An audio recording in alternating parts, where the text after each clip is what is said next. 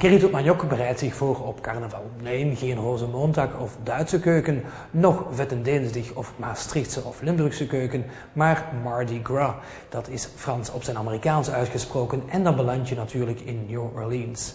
Creoolse keuken of de Cajun cuisine en onze gast die heet Marty.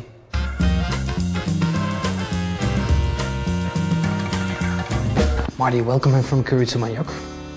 What's the history of the cuisine of New Orleans? Started as really a French colony in 1718 and a very elegant cuisine, especially in the French Quarter, you know, Bourbon Street and what have you. And if you walk around, it looks like France, just every building that you look at, you know. And then the Spanish came in the early 1700s as well and brought a lot of wonderful things with them. The Italians and the German, and these four predominant European cultures met the American native, the Choctaw Indian. Later, when the slaves were brought, this made the final 7 cultures that are living there today, the slaves from the West Indies and the slaves from the Africa. When you speak about New Orleans cuisine, you speak about Cajun and Creole food. Is there a difference between Cajun and Creole, or is it just a synonym? The Cajun was the French settler from Brittany and Normandy who was driven out of Nova Scotia by the British in 1765 for religious reasons. These people, about 10,000 of them, migrated to New Orleans, and they're living in the woods, cooking, and were not really welcomed into the aristocracy of the French Quarter. They're out there by the rivers, the lakes, living off the land more. That is true Cajun, a little bit spicier, a little hotter, and a little more joie de vivre, the celebration of life. The Creole is an elegant cuisine, dominated in the heart of New Orleans, in the French Quarter. De bekendste en het meest populaire gerecht uit New Orleans is jambalaya. En in dit gerecht vind je ook de 7 verschillende culturen terug die de Creoolse of Cajun cuisine heeft gemaakt. Jambalaya really was originally called in French jambon à la yaya. And the yaya is actually an African word for rice. And jambalaya itself is really a spin-off of paella, the Spanish, with the usage of tomatoes and rice. It's a large rice dish. And then you'll see a lot of things like cut sausage, which we get the wonderful art of sausage making from the Germans who came there. You can see how each of these cultures suddenly came in.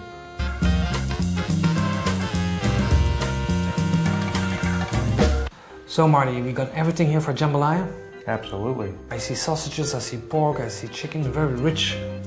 Right, and ham. Absolutely. What are we going to start with? Well, we're going to start with the chicken. We'll cut that up and we'll brown that here in the pot. Just need some color, huh? Just trying to brown a little bit and then we'll take it off and reserve it.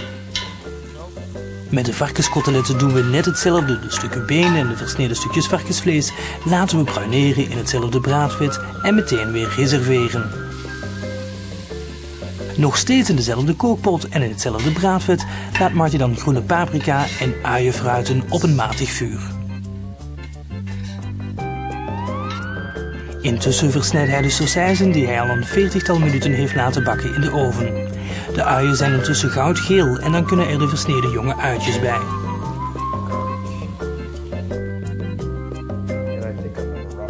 Voilà, en nu is het tijd voor de stukjes worst. De pot geraakt alsmaar voller en dan is het tijd voor de verse kruiden. Eerst de fijn versneden platte peterselie, gedroogde basilicum, 3 laurierblaadjes, dan de cayennepeper en dat is dan weer de invloed van de Native Americans. Marty eindigt met 3 kruidnagels.